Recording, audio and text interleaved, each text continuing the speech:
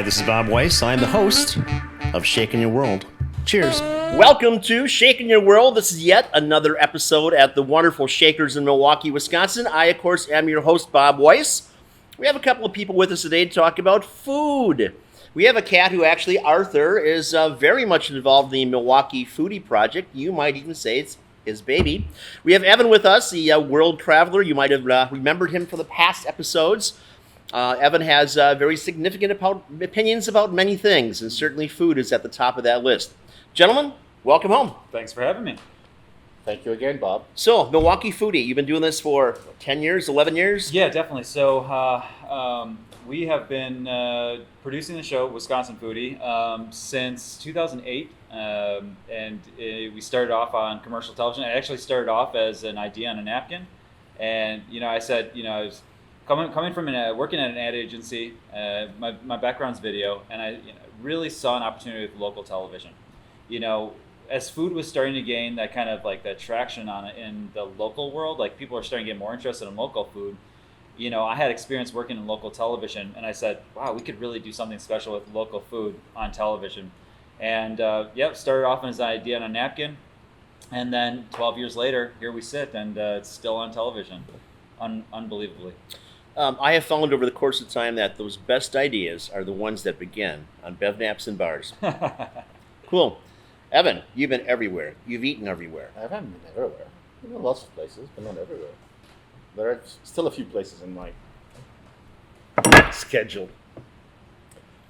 Speaking of ideas on napkins, in the Trois Margaux, Picasso used to go there and draw his ideas on napkins, and the owner was able to sell those napkins for quite a few bucks.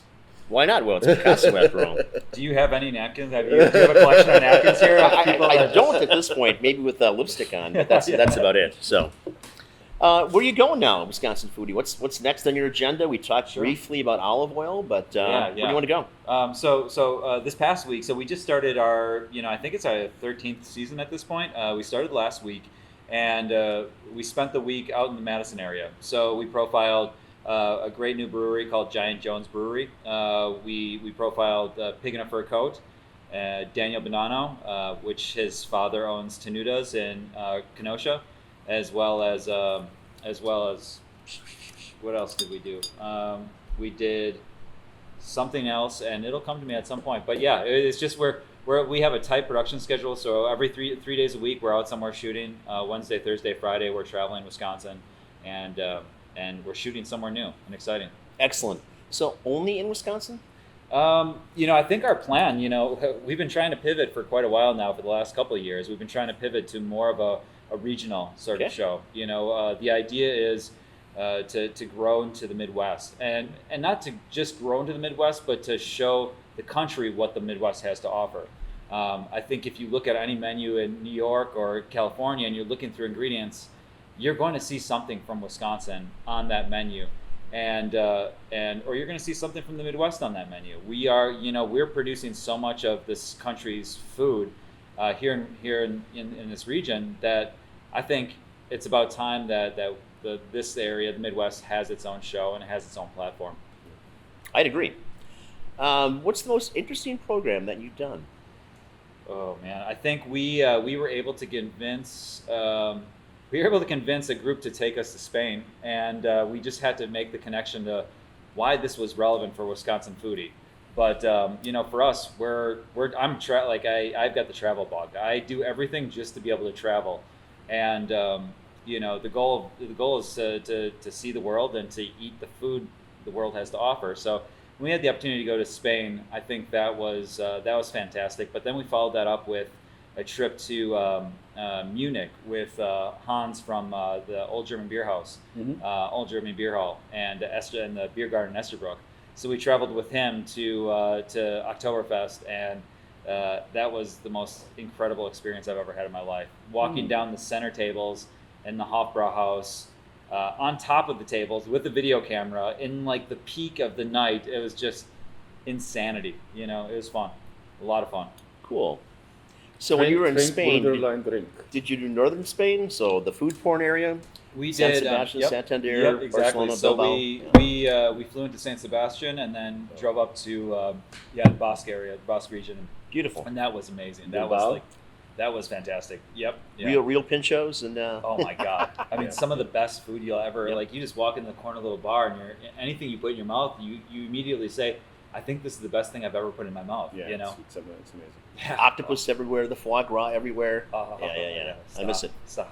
Yeah, this is exactly what we were talking with Bob the other day, that Spain regional cuisine has developed in a point where they have incredibly fresh ingredients, very simply done. I mean, it's not a complex cuisine. Yeah. But it's always great ingredients, fresh olive oil, fresh seafood, and it's really one of the most tasty cuisines around. Yeah, that's the trick, right? That's the secret is fresh local ingredients. Yeah, and I think simplicity too. when we went to Spain, that was kind of what the point we were trying to make is Wisconsin's trying to go local. Here's a country that thrives off of going local. Yeah. Where you look at a lot of like even Greece or Italy, a lot of those countries, it's kind of like that's what they do. And you don't need to be fancy with your food when you've got such delicious products. And simplicity is the key. Yeah, You know. it's a different school. Yeah. I mean, there is the traditional French school where everything is complex and you boil bones for 3 days, and then there is Yeah. the Spanish cuisine, which is you just throw an octopus 2 minutes and on a grill. Well, those 3-day demi-glasses are a thing of the past, unfortunately. yeah, but so that's I, gone. I But yeah. respect both schools. Of course. I would eat that respect too. both schools. I would eat that too. I respect both schools, but it's two different trains of thought. Yeah, I agree. So I mean, but with Greece, so you're originally from Greece. Yes. Grew up eating, your family cooking, Yeah, all of that. absolutely. What are some of your favorite food memories from Greece? Or Well, mostly seafood, and mostly Yeah. octopus that was caught maybe a couple of hours before, or a nice grouper. I would say mostly seafood. I mean the incredible lamb. I don't know why the lamb in Greece tastes better than here. I think we don't compare in beef. No, American beef is always the best. But anyway, North and South American beef is always the best. But Europe, the lamb in Greece is great. Kid, I know you're gonna cook kid. By kid, I mean young goat. Don't think of anything else. You're cooking kids.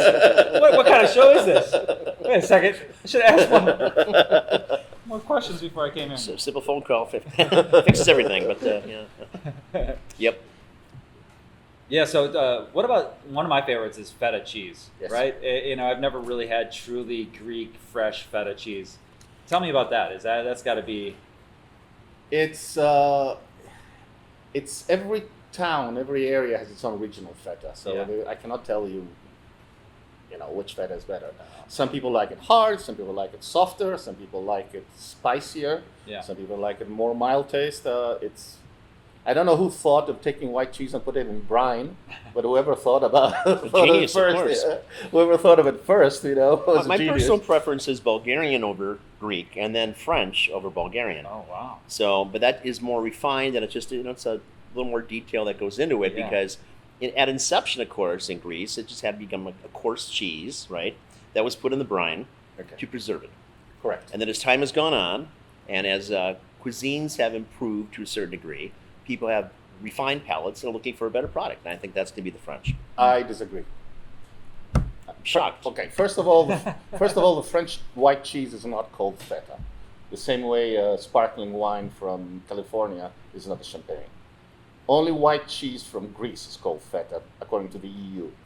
So that white brined French cheese is very good, and you probably happen to get a very good French white cheese, and you compared it to mass-produced, commercially available in the United States Greek feta. So again, you haven't tried the real Greek feta, and you're comparing apples with oranges. I'm thinking Wisconsin. I know Wisconsin has won quite a few awards with their feta, so I'm not going to write the Wisconsin off here either. I think Wisconsin's got a place. I think people don't realize that Wisconsin is not making cheddar only. Yeah. That there are incredible cheese productions. I've tried some incredible ripe cheeses from Wisconsin. Uh-huh. Some camembert-like cheeses from Sure. Wisconsin, which were excellent. We have a great gorgonzola from Wisconsin Yeah. that we use every Yeah. day.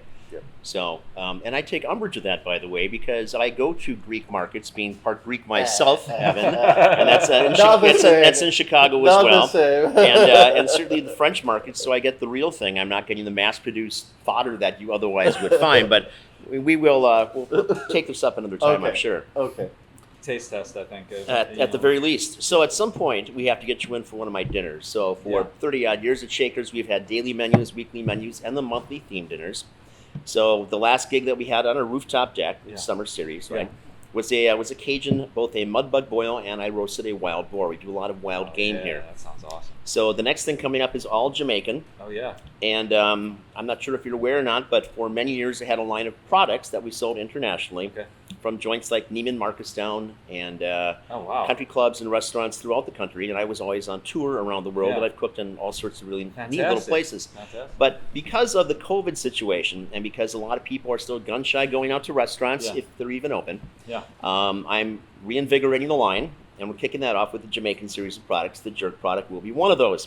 So with that, we had jerk marinades and rubs and tortilla chips and mustards, vinaigrettes, and ice cream that we sold everywhere. The Howard Hanson Dairy up in Green Bay manufactured it for me because I didn't have an ag license for ice cream, right? Sure. No. But we're back in production for ourselves, and all these things will be available on the 31st of July on the rooftop deck. Wow. And you should come to that if you can find the time. I'd be I honored to have you. I see a menu, a little flyer over here. I'll have to grab that before I go. Indeed. I love jerk. I mean, anything jerk. Well, I am the jerk king. You can ask my ex-wife that. So.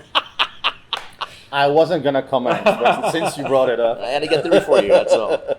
That's great. So, talk about the dinner. Are you? What do you? I mean, are you gonna have to socially distance people, or what do you do for this? Is it kind of a private sort of deal? We do have a indemnification that goes along with it. People are getting their own tables, but that could be a table of 6 or 8. Yeah.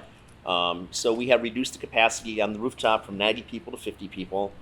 And we're within our parameters, and we've talked to the health department, and everyone seems happy at this point. But then again, every day is a fluid new day, isn't it? Oh, so I know. the masking thing is interesting too, because obviously you could sit here at this table like we are, and have food or drinks. Yeah. But as soon as you stand up, the mask has to go on. So you're recontaminating yourself every time you touch that. And the mask really is ineffective in so many ways, but it's we'll do our part here like everyone else does. But we are the only licensed cigar bar in the city of Milwaukee. So how we're going to work this around, it seems to me this is one of those exceptions. As I just read the statute 7 or 8 times with last night and today, I said, well, this obviously is our exception right here. Yeah. That's how we're going to do that. Yeah. But crazy times. So from March to now, I mean, has it just been brutal for you guys? Oh, yeah. We were shut down for 3 months, of course, like every other restaurant. We get a carry-out service on weekends just to keep the brand moving. What we also did, though, is that we took advantage of that time to work on all 4 floors, things we couldn't have accomplished in a year of Saturdays. Yeah. So anything from redoing the floors, redoing the archway, the beads, the lighting, the whatever, painting, all sorts of stuff. And that continues on both down here and in the Dead Hooker's bedroom upstairs. I presume you've not taken the ghost tours, have you? I'm too scared, man. I am like, I'm sensitive to one of the 5 most haunted bars in the country. You've got to come back for the entire experience at some point. Oh, man. So I mean, I always try to find like a lot of. I've been talking to a lot of restaurants lately. So this has been hell for everybody. This has just been a complete disaster. But what's that? Everybody's got one little silver lining. Everybody's got something that they were able to pull out of this that's been a positive. Mm-hmm. So what's been that silver lining for you guys here? Well, certainly, the realization that I've got to get the food line going again. Yeah. So with my divorce, that had become dormant. It's time. So retail itself is dead in many ways, and what we're going to be doing is taking advantage of strictly e-commerce, which means I don't have brokers to deal with or anything like that anymore anyway, and everything can be a very simplified process for delivery. So that's the big silver lining for me. Yeah. Well, that's great. It's nice to meet another hustler. I consider myself a hustler, and I'm getting the sense that you're probably a hustler as well, right? Perhaps. If you take this, for example, we have 55 different videos posted already. Yeah. Some are cooking classes, some cocktail classes, some just really interesting interviews like here.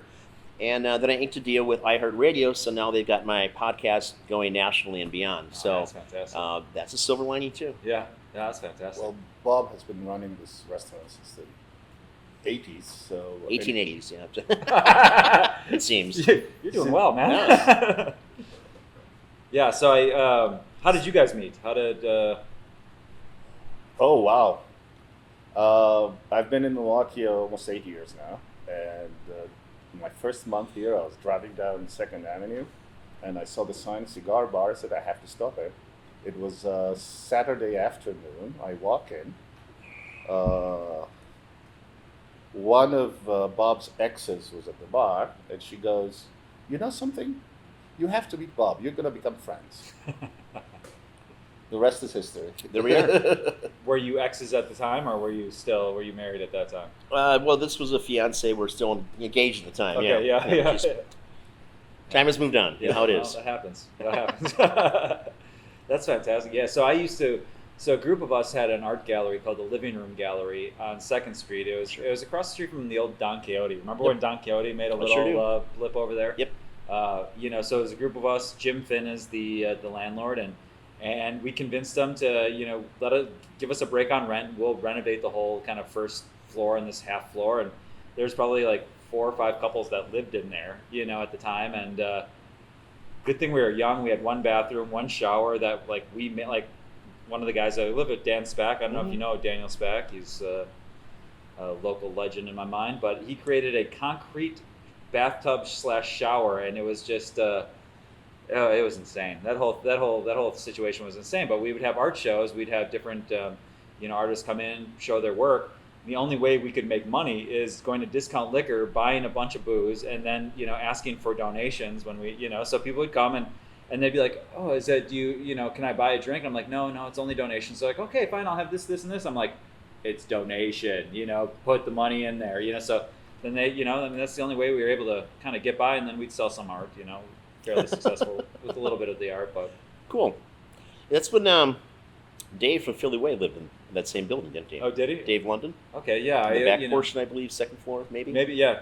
Very well could have been. Okay. We lived in the back portion on the 1st floor. Okay. So I can't remember too much what was going on up there. I think Jim Finn took over that space and just created an apartment up there.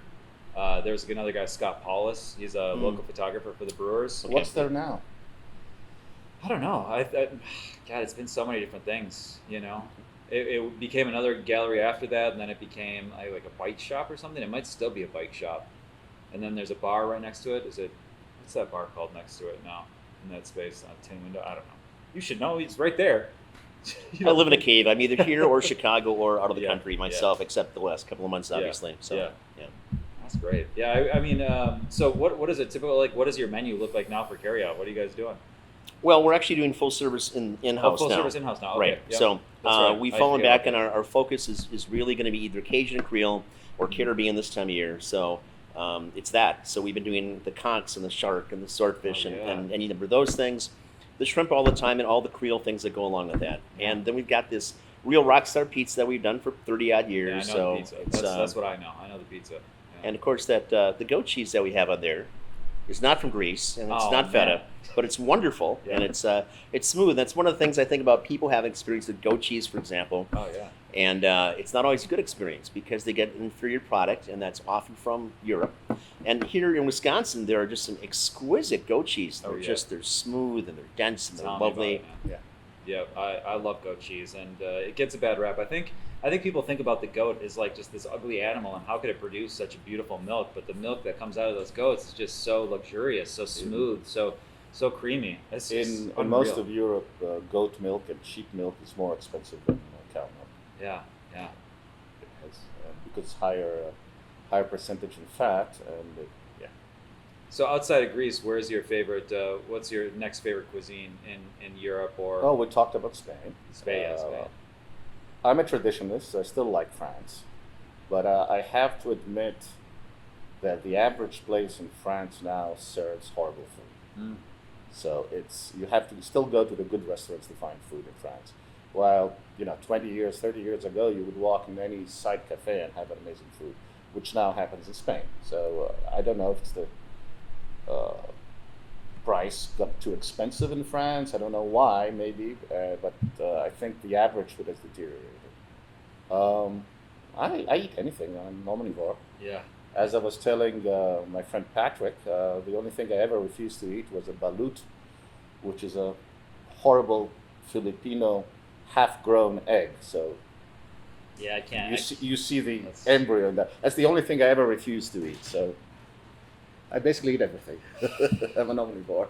What does it taste like? Does anybody have you ever? No, I have no idea. described? Oh, man. Patrick says he liked it. It's delicious. Salty? What is salty? Sweet? What is it? Crunchy. Salty, crunchy, savory. Okay. I mean, Well, that's all I need. If I don't have to look at it, I mean, like eating, the visual of your food is like 85% of the experience. But if I could just, Put the bag on your head and eat around, right? Yeah. Well, like, well, like maybe the not, French yeah. do with the little birds. Yeah. what is that? What they put the Yeah, no, they put the face and then they Yeah. eat the whole thing. Yeah, I'd have absolutely no interest in that whatsoever. Yeah. But we have done all sorts of other things. I've actually done African lion here at one point. I've done tiger here. Nothing I touch again, by the way. Yeah. And both as far as cooking it and as far as eating it, it is not even an acquired taste. It's What is that? I happen to enjoy liver, Yeah. but this would be like the worst liver you ever had. That was Oh, incredibly man. cordy and sinewy, and it didn't matter how well we prepared it. It just wasn't ever going to be right. Well, cat, I mean, they Yeah. spring muscles, and that's just the way they are, right? Yeah. But any type of animal you can think about, and giraffe and hippo, and all those weird, crazy things I've done over the course of time, well-born on a regular basis. Yeah. The snakes, alligator, all those things, time and again. And then the seafood, because I think that we're probably better known for seafood than anything else here. And that would be piranha, that would be lionfish, that would be those Oh my things. God, Certainly man. the kudas and Yeah. parrotfish Here? and that. You're talking about here. right Let's here, take it. right here. Kudas are tasty. I've had barracuda. Yeah, the thing you have to watch out for is that they have to be under 30 inches long. Yeah.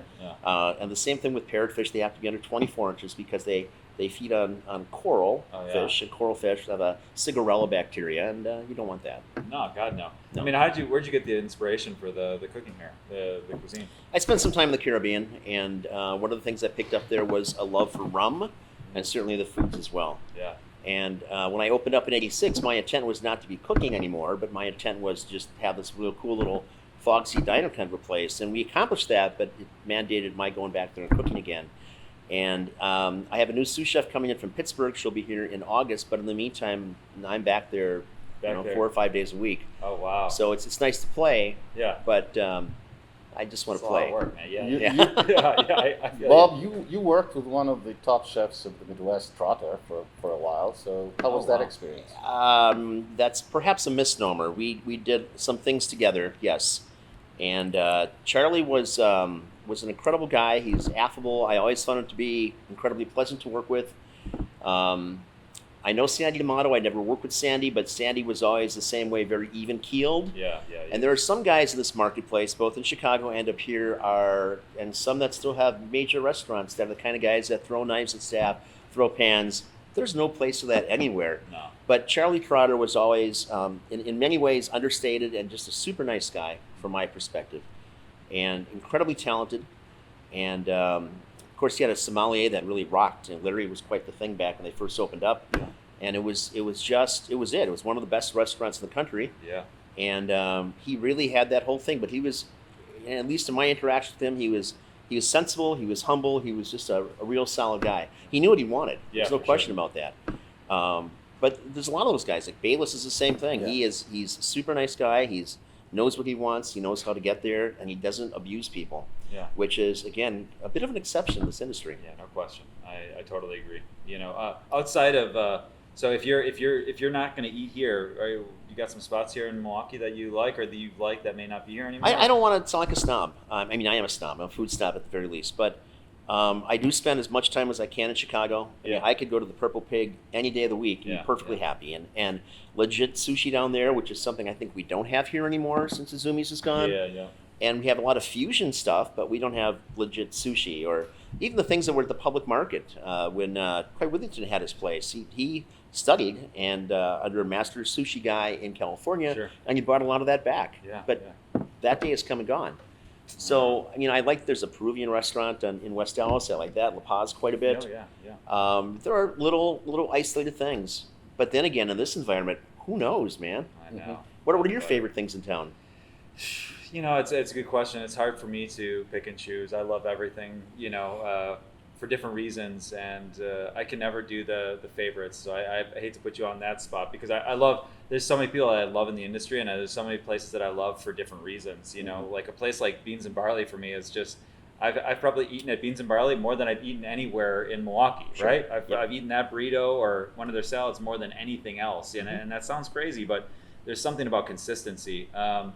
You know, I just, you know, I love going to anywhere from, you know, I love Sanford. I mean, Sanford is fantastic. What he's, you know, what Justin Abrahamian has been able to do, you know, to follow in the footsteps of Sandy D'Amato has just been, you know, incredible. So, you know, I tried to experience it all. I tried to eat everywhere. Bavette, I love Bavette so much. You know, I love Karen Bell. I love the people, you know, so it comes down for me. It's the people. I have such relationships with a lot of these people. And it's like, I just want to support them and eat their good food. Well, that's really what this is. Now, this young man is also a member of the Shen group. Have you been to a Shen dinner? No, I haven't. No, tell me about this. It's an organization that revived the existence of middle-aged guilds. So there was a middle-aged guild about rotisserie cookers. Basically, they used to cook the geese in a rotisserie, and that was the original. That was the original idea behind it. Yeah. And this organization revived that guild in the 1950s, and it was very big. And I mean, if you read old books with Jacques Pepin there's a mention of them. Now, the organization now has grown. It's international, and there is a group in every city. I'm just a member. I don't talk for the organization. I have nothing to do with it. And it gave me the opportunity to taste some very good cuisine here in Milwaukee because we do 8 to 10 events a year, and we have an incredible wine cellar. So we have incredible wines of our own. Sure. Where do these events take place? Anywhere, everywhere. Different venues. So we've been to Sanford, we've been to Bacchus, we've been to some of the big Chef's Table. Chef's Table, Oh, yeah, some of the big country clubs. We're having an event at the Groman Museum coming up in September. Oh, that's very cool. Eckhart is a member too. So yeah. So, One of the beautiful things about this is that everyone is dressed impeccably for the event. Yes. So I mean, some are just, you know, casual, if you will, luncheons, but everyone is still dressed. Otherwise, to the nines and a tux and the regalia.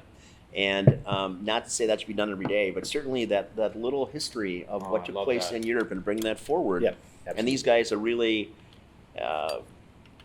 gourmands to the nth degree. Something you typically wouldn't think about in Milwaukee anymore, but these guys carry that tradition on and move it forward. I have so much respect for that. We are a small group. We're about the members are now. Traditionally, the Milwaukee group had made a decision to keep the members under 60. So we're now almost at 58, 59, and usually, of course, some of older members pass away. So we replace them, but. It's all about the experience, right? It's all about the show. Dining is more than just eating a plate of food. It's about the experience, right? So that's what I'm trying to say. The fact that we're a small group has allowed us to create more friendship and cohesion. Yeah. And that helps exactly. Yeah. So we have more or less the same ideas. I've seen a lot of, and this is not, you know, it's a little different, but, you know, one thing that I've seen a lot recently, talking to a lot of chefs in the last couple of weeks, is they're all thinking about creating private supper clubs, right? Mm-hmm. You know, they all want to do these private supper clubs, some that are in more rural areas where I'm just going to have, you know, somebody can pay a membership fee, they can come out for, you know, a couple dinners a year, and that's that, and they can come to, you know, our house, we'll set something up here, and we'll have the dinner out here, and this landscape is going to change so greatly here coming up pretty soon. Dining as we know it is, I don't want to see it go anywhere because I love it. It's like eating out at restaurants, like one of my most favorite things to do.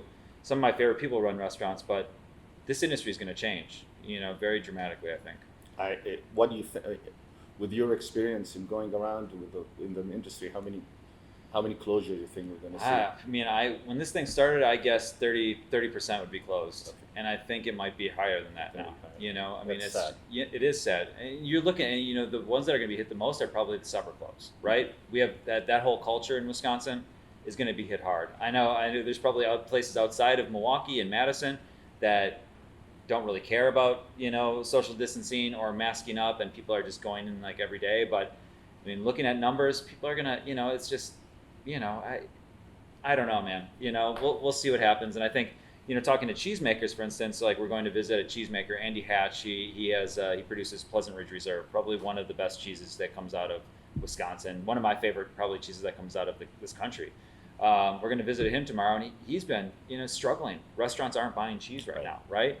So he's on the cycle where he's making cheese every day in the summer, spring and summer, and a little bit in fall, and he's aging it, and people aren't calling for that cheese for the cheese that's been aged last year. So what does he do this year? Does he keep making these cheeses? Does he pause on making cheese? It's, there's going to be repercussions eventually, right? And these restaurants, they may reopen, but they may not get those same products that they once had. So it's, it's going to be a challenge, but, that's why we're here.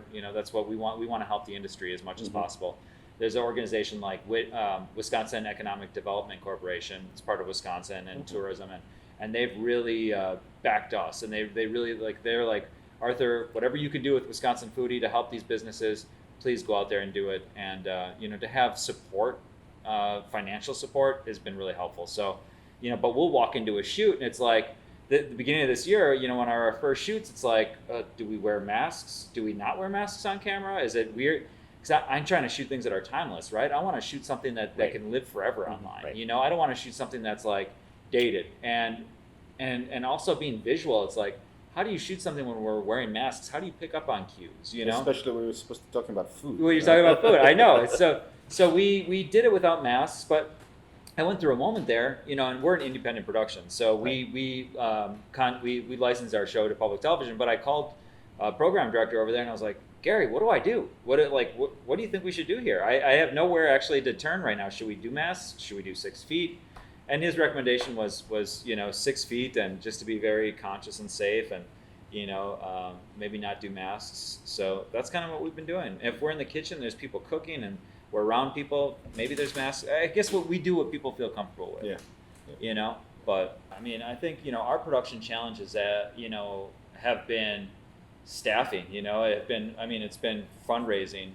We've been able to build off of our funds every year and grow a slightly bigger budget, but the budget is not huge by any means. So at first I was the only camera guy, and then I would do all the editing myself, and then we had a host. Never years, and then as we started to grow, paid the host, and then got another camera guy on. But I always look for like artists, right? I don't look for like those camera guys. I look for more artists than your traditional videographer. That's really important to me. And I have a lot of friends in the film that are filmmakers that I want to hire, because there's so many starving artists out there that aren't making money. And I said, I have this opportunity to pay these guys, so I bring them on. And I think our biggest challenge is getting these guys on board, and then after a year, they get another opportunity, and then all of a sudden they're gone, and I'm like, oh my God, I got to scramble now to find that next guy. And luckily though, throughout the last 13 years, if you watch the show, it's fairly seamless. You wouldn't be able to tell that we lost somebody and then I got somebody new, and I give a lot of credit to the editors. The editors are fantastic. We put a lot of energy into editing. It's a really big, it's a very understated part of the job. But that's where the magic happens. In my mind, that type of continuity, though, begins at the top. So that's a clear indication of you at all times, just like any well-run restaurant or other business, right? It's the C-suite. It's the guy that's up there, and how he comports himself and what he does, the respect that they have for their staff, and everybody working on a project really makes something gel and work together. Yeah, and I take that responsibility on me. I put it on my back, and I take all of those kind of, I take a lot of that energy, and I'm glad that it comes off on camera, or it comes off on the screen. Well, Oh man, Bourdain was, so when we first started making the show, I would watch certain shows, and I'd watch them over and over and over again. And my background is in filmmaking. I went to film school. That's all I've been doing my whole life is making videos. So basically, when a chef eats a meal, he takes a bite, and he can analyze what's going on in that dish, right? He knows the flavors. He knows how things were prepared. When I watch video, I know exactly how things were shot and how things are edited. So for me, I was consuming all of these shows at the time. This is 2008, so there wasn't a lot of really great food television going on at that time. Bourdain was there. There was I was watching a show. Gourmet Magazine used to put out a show called Diary of a Foodie. It was such an underrated show, but it was just little documentaries from around the world that kind of utilized Gourmet Magazine writers and editors. But I would watch these shows just religiously, just over and over and over again, just to see like where their cameras are, how they cut, how many cameras were where, and like, I would just kind of dissect that and use that. So to me, Bourdain, he was the best of the best, but in my business, we want to be the best of the best. And you've got somebody that's already, he has achieved it. He's done what we want to do, right? We want to travel the world, eat and experience that kind of life and culture, but he's the main man. We're like, we can't beat this guy, so we got to do our own thing. Right. Well, you can always do your own thing. Yeah. And his programs are much more than just food. I mean, it was Yeah. style, it was culture, it was yeah. very experiential in so many ways, and that really made him even bigger than he was. He has a voice too, right? His voice. He has such a unique voice. And he was so real. He was so authentic, and I think that was the sweet spot. He could just connect with people, and that's what made him a legend. Everything was working. And this is the trick, I think, that when he went to those locations like in a Greek island or something, he wouldn't just talk to the chefs. He would talk to the local fishermen and he would get an idea of what the real food culture is of the place, and he was able to give it to you through the TV. So I think yes. And I remember Bourdain when he first opened the restaurant in Park Avenue in New York, the Halles. Now I'm aging myself. But No, it's lucky. Yeah, very good. Yes. Yeah, you look like a Bobby Flay by comparison, and Bobby can cook, but he doesn't have anywhere near that likability that Bourdain did. And in a certain way, Bourdain just didn't give a fuck. This is me. This is straightforward. I'm not going to pretend to be something else. Right. And here you got it. And he was phenomenal. He was phenomenal. Well, the same thing in his books, absolutely. But Alton Brown, I liked Alton Brown quite a bit too. Yeah. So more of the the science portion before anybody else is concerned about that. He was the guy talking about whatever thermodynamics are taking place. And what convection did and everything else. And that this is cool. Yeah, I think when you're talking about a show, there's all these components that must go into it. Just like a restaurant, right? You need somebody good at the front of the house. You need a good service staff, right? If you don't have a good service staff, you could be putting out the best food in the world, and you're pooched. And that's nobody's going to eat it, right? Yeah. So you need all of these things to be working. And when I first started Wisconsin Foodie, I just wanted to be a show about chefs and restaurants. But what I found quickly when interviewing the chefs, all they could talk about was the producers that they're working with, the farmers, or this cheesemaker over here. And then I was like, man, I really got to get out to these places. And then we'd go. And at the beginning of the show, GPS, we didn't really, GPS wasn't Google Maps wasn't really a big thing at the time. It's hard to believe only 10 years ago or 11 years ago, it wasn't what it is now. But so what we had though was this map that Wisconsin Cheese gave us, and it was just a map of Wisconsin, but it was all cheese, all the cheese factories. But we'd use that to drive around Wisconsin, and we're like, oh my God, are we close to Carr Valley? Are we close to Sassy Cow? And we navigate Wisconsin with this cheese map. Can you visit those cheese factories? Yeah. Really? I have. Yeah, the majority of them do That's tours. maybe a trip we have to do, Mr. Why not? Mr. Weiss. Sure. Oh yeah, it's you got to get out there. There's so many great ones out there, and you stumble upon them. They have little stores, right? They have these little shops. All the locals will go there, and the locals know they all make cheese curds. Every cheese factory will make cheese curds, and there's nothing in the world that's better. And I've been so fortunate to be shooting in cheese factory when they're making cheese curds than a fresh batch of salted, fresh cheddar. So it's just cheddar, right? Cheese curds are just cheddar, fresh cheddar, salted, milled, and they just bag them up. But there's nothing better than that, warm out of the vat, freshly salted curd. It is it's unreal. It's unreal. Well, we couldn't be in Wisconsin without mentioning cheese curds, so we did that. We covered that. Well, just cheese in general. I mean, there used to be a place called Bon Brie that I think 50 years ago made the best Brie cheese and the best Longhorn Colby as well. It was extraordinary. Yeah. They went out of business at one point, and the name was acquired by someone else, but it's just not remotely the same product. It's like wine. Sometimes you like your wine aged, but sometimes the wine that just comes out of the barrel that just opened it for the first time also has its merits. Oh, the Nouveau Beaujolais, for example, exactly. right? Yeah, precisely. Sure. That's what I had in mind. But yeah, and then Wisconsin is with cheese. You think of the cheese curd, right, as like the prototypical Wisconsin cheese, but the innovation here is just incredible. What people are doing innovation-wise, creating their own unique styles of cheese. When you look at somebody like Chris Rowley, who's doing a Dumbarton Blue, which is a cheddar infused with blue veins. I mean, that like blue cheese. Those kind of cheeses have just been really exploding, and I think Wisconsin. I've kind of seen it coming, but Wisconsin is really creeping up there in more of a the artisanal style cheeses as well. More experimental cheeses. People are really taking that old world tradition and creating these kind of new unique cheeses. And that's what I was saying earlier, that people outside of Wisconsin think that Wisconsin is only cheddar, but Yeah. it's not. It's no longer cheddar. There's so much incredible innovation happening in Wisconsin. One of my all-time favorite stories is I was in New York for the James Beard Awards and I was following Tori Miller, chef in Madison, and we had our cameras there. It's kind of a crapshoot, right? You don't know if he's going to win, but you just take the chance, and Tori Miller wins, and we just all freaked out. It was just we all went insane because it's like you won the lottery. So it was so much.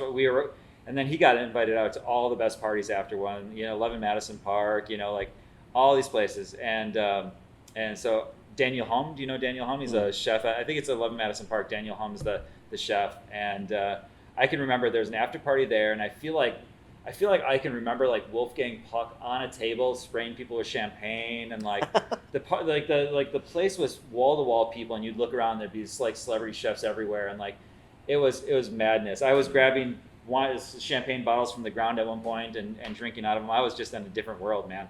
And so I'm looking for the bathroom, and I stumble across the kitchen, and there's like kind of an after party in the kitchen. I go in the kitchen, and there's like chafing dishes of like hot dogs and like just random like odds and ends. And this is like one of the best, rated as one of the best restaurants in the country. And then I see the chef, and at this point I am just wasted. I'm just like I'm wasted. But I see the chef, and I go up to him and I say, "Oh, hey, nice to meet you. So what products on your menu do you have from Wisconsin?" He's like, "Wisconsin?" It's a French guy. "Wisconsin?" I was like, "Yeah. What do you have from Wisconsin?" It's like, "Oh, we don't have no. No, we don't have anything from Wisconsin." I was like, "Nothing? No cheese?" And he's like, "Oh, no." And then I started to get mad. I was like, "What are you? So what? And I started, what's wrong with you? Started arguing with him about Wisconsin. Luckily, I was with somebody. I was with. Her name's Heather Porter Engwell. She was with Wisconsin Cheese at the time. She was their underwriter, advertisers of our show. But we were like really best friends. And she comes into the kitchen and she sees me interacting with Chef Hum, asking about Wisconsin cheese, and she's like, "Arthur, I think we should probably go now." Like grabbed a hot dog, put it in my pocket, and just walked out of there. Well, he probably had something from Wisconsin. He didn't know about it. Maybe like Nuski's bacon or something. Doubt, yeah. He doesn't. Yeah. Somebody else is ordering all that food. He has no idea what's going on in there. Yeah, those were good times, and we tried to go back and recreate that with some of our other chefs, like Karen Bell and Justin Carlisle. Both have been nominated recently, and unfortunately they didn't make it these last couple times. But I mean, we have such talent here in Wisconsin. There is, and there's history. I mean, I happen to have met some of the older generation of Knut, for instance, who's also a member of our group, and so there is a history of good cooking in Milwaukee. Yeah, one of my favorites is when we were talking about favorites. They kind of come to me now. It's like Three Brothers, probably one of my absolute favorite restaurants in all of Milwaukee. It's got that. Oh, the Serbian place. The Serbian place, yeah. It's family run. It's this house in Bayview. It's just so for me, it's quintessential Milwaukee. You've got this. You've got a family that came from Serbia and they lived upstairs. They're just making Serbian food like as if they were making it out of their home kitchen, and people are just coming into the dining room getting burek and everything else. But that's got to be one of my favorite spots. Yeah. So you're busy with the show already. Why a print magazine also? Yeah. So the print magazine, I think once COVID came around, was probably very challenged. It became print was hard enough as it was before COVID took over, and then once COVID came, I think print became a lot more challenging because we're living on such tight margins. So we publish a magazine, Edible Milwaukee. It's a national sort of brand, and every community, like for instance in Wisconsin, we have 3: Edible Door County, Edible Madison, and Edible Milwaukee. And I bought into the magazine probably about 4 years ago now. and I felt like it complemented what we were doing with Wisconsin Foodie. It gave us the opportunity to tell more stories in Milwaukee, because we're based here in Milwaukee and there's just so many great stories here. And again, I knew a lot of artists, like writers and photographers, that were underworked, and I wanted to give them an outlet to do something with food. And and we had, when we took over the magazine, it was running on a margin, right? It was just I was raising enough money each magazine to pay off all my writers, to pay off certain expenses. Sure. I had never taken one dime from the magazine, but once COVID hit, what happened is all of those businesses that advertise, they're like, oh man, we don't have advertising dollars for you anymore. And then not only that, but the magazine, where we dropped the magazine, 75% of the places were closed. So when COVID actually hit, we had our spring magazine out there, and it was behind locked doors, and it was like, oh my God. So now that we're kind of coming back on the swing of things, I want to produce another magazine, but we've lost advertisers. So now the challenge is trying to find that money, getting the wheels back into gear again. But it's a challenge. Do you think there is future in print magazines? Because some of the biggest magazines are going now online. Yeah, and I'm gonna say this. I grew up. I love magazines. Oh, we all like. We all do. Just like a newspaper, absolutely. Cookbooks, We all do, but Yeah. we are, at least the two of us, a little older than. Yeah, so there's something about the industry. There's something about print that I absolutely love, and I thought that in my mind there was room for quality, right? Okay. There's a room for what we did is a quarterly publication, and I looked at it as a quality writing, quality photography, and you can't get that. In my mind, you can't get that so much online. Online is you click it, you scan it, you're done. When you got the magazine in front of you, you pay respect to it. It sits on your coffee table for more than it needs to. It's there for like 6 months if it's done well, because people have guilt about throwing away good, could be classified as art. I agree 100%. Online, you look at a picture just as a quick sound bite, visual bite, whatever that is. But in a magazine, you actually admire the picture. You keep it. You see it again and again. Yeah. But am I getting too old? Is that how people feel nowadays, the younger generation, or is it or just because I belong to a different generation? I think I might be. I mean, the writing's on the wall. If we weren't all digital before COVID, we are all digital now. I mean, I even say that about Wisconsin Foodie. We're getting to the point now where instead of producing 13 episodes of a season and then putting that out in January as one long season, we're rethinking on how we release content. Because, if I were to come here and profile you right now, would you want to wait till February, March, or April to get that out there? Because not. we don't know where we're going to be, right? But if we could get that out there within a couple weeks, and get that in front of our audience on YouTube, I think that could be a really helpful scenario for a lot of restaurants. Topicality. We have to factor this as well, because there's talk of another shutdown of the city of Milwaukee after the DNC. Yeah. So if things are shut down for maybe not 3 months, but a month and a half, 2 months, whatever the case might be, that impacts you again, impacts all of us, obviously. Yeah. But how do you get placement then? How do you get the advertisers to come back and do something unless it is strictly on a digital format? So I will sympathize with that. Yeah, yep. So it's something, it's actually something that we've been wanting to do for a while. It was hard to get advertisers to buy into it before. Mm-hmm. So when you're going to somebody and you're asking for, let's say, $50,000 or $25,000, the TV is still king. They want to know your ratings on TV. They're still kind of old school. What they don't understand is all they have to do is look at any child and see how do they interact with media. Right.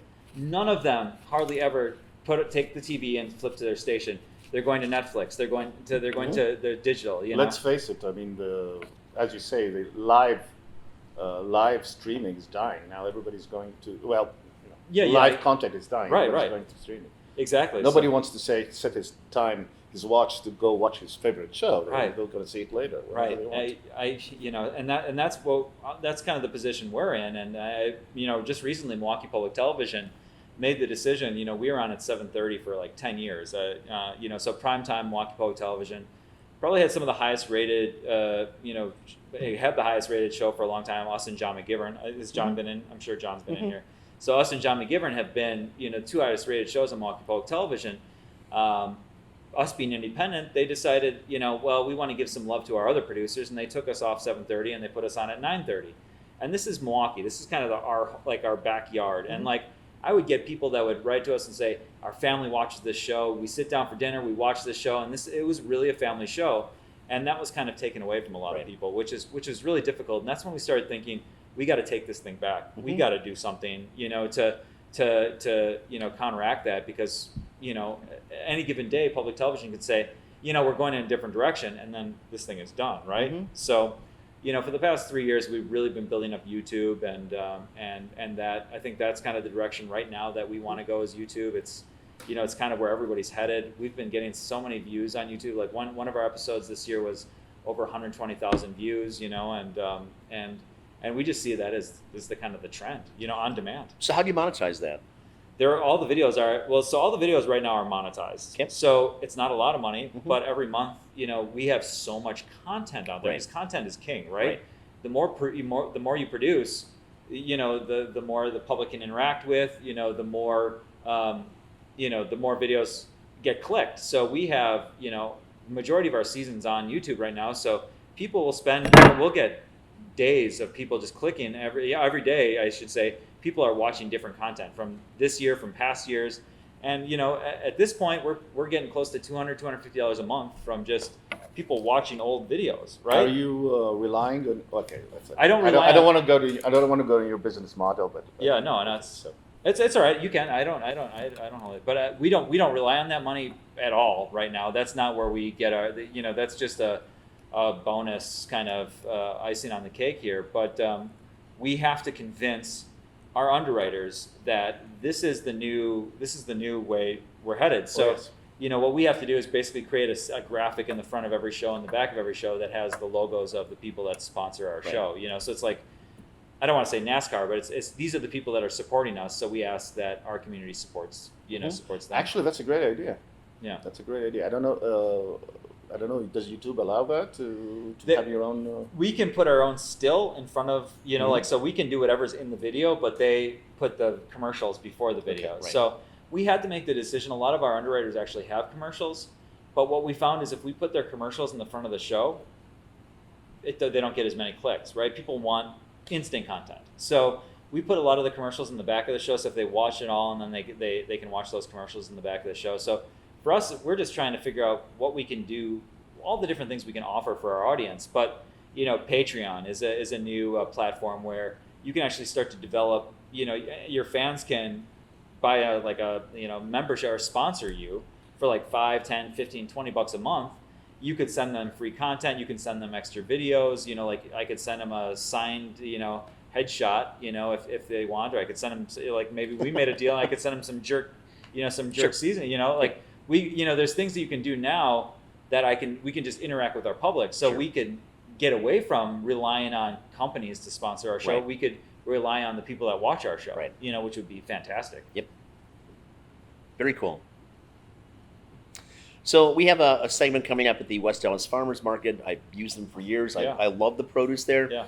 But again, I've got great trepidation. What's going to happen to farmers as well that can't then go and have their wares here where people can walk up and touch something and grab something, right? Because, there's no doubt that COVID is a real thing, and it's a killer. I do think that there is another side of this. But I think that we've got to be very circumspect about how we comport ourselves in the entire food industry. So what's going to happen with fresh markets?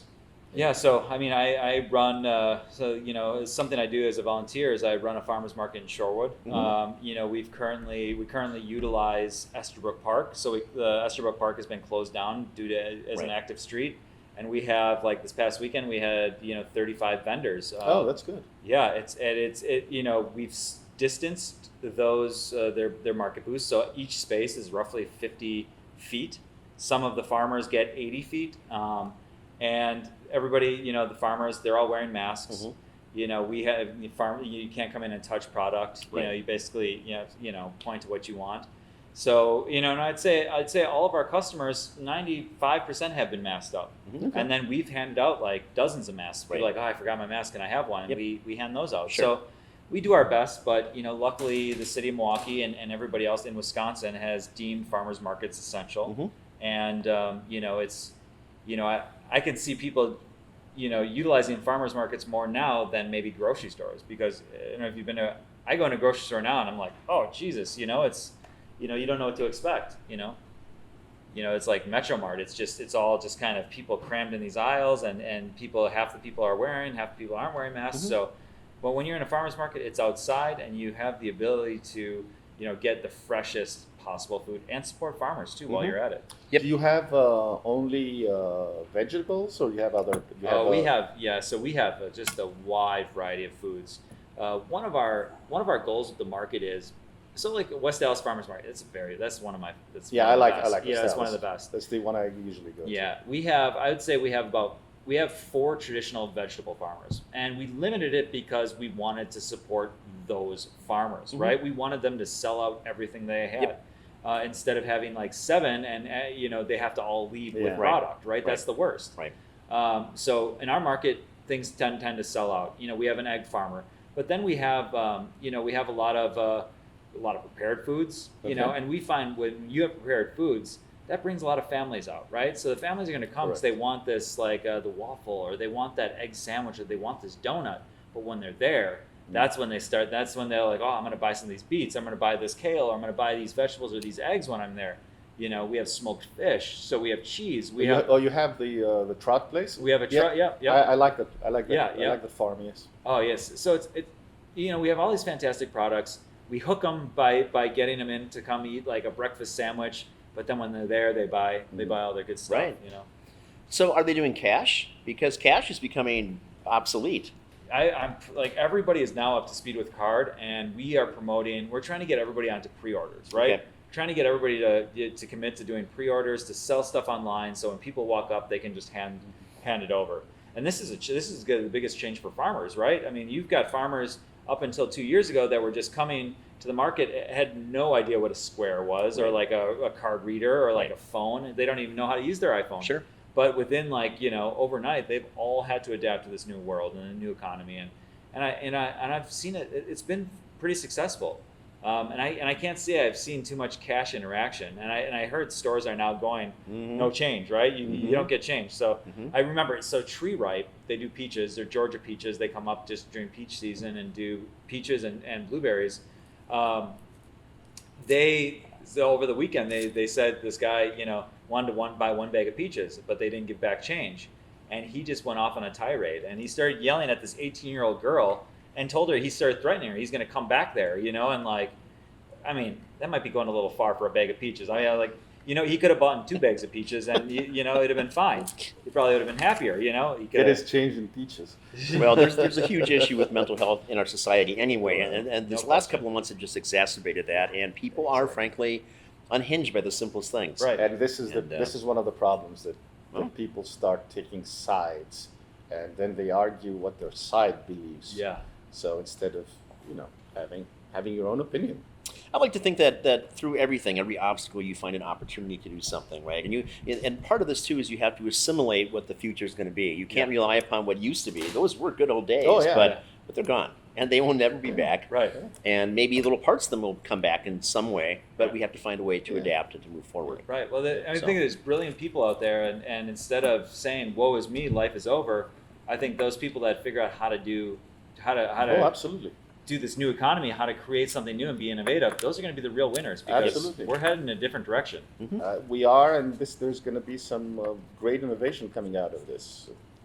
I hope so. Every crisis usually creates some kind of it. Arthur, I would like very much to have you as my guest for this gig on the 31st, if you can come. Yeah. And I hope that you bring somebody with you. Let me know what you need. We'll certainly take care of that. But this has been enlightening. And if you don't mind, I'd like to get together sometime in the future and see where we are in 2 or 3 months and what's taking place. And I have one request. please. I need a cigar next time, though, as well. Okay? Done deal. I didn't want to Appreciate impose upon you. But, one quick little story about that is we've done a number of food festivals and gigs throughout the Midwest in our history.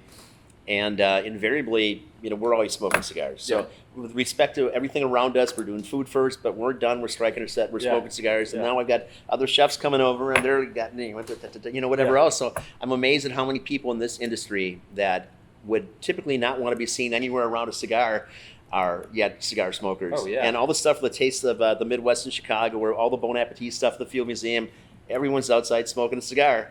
But you don't want your clients to see that. No, so it's a neat little thing. But all in definitely, moderation.